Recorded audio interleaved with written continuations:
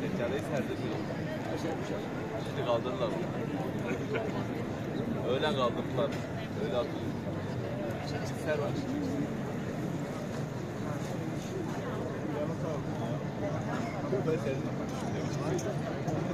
Ya bir şey demez.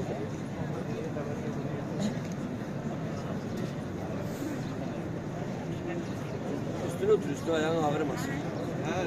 Üstüne otur, ayağın ağrımasın. Yok kaldırmazlar, kaldırmaları giy yani sen. Hadi. Evet.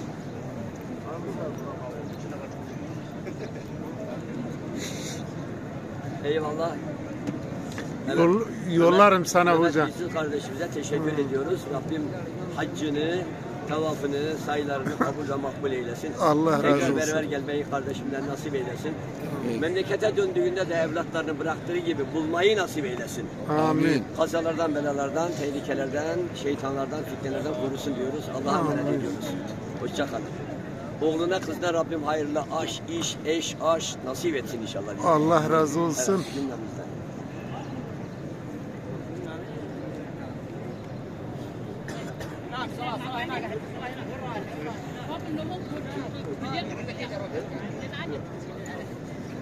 Está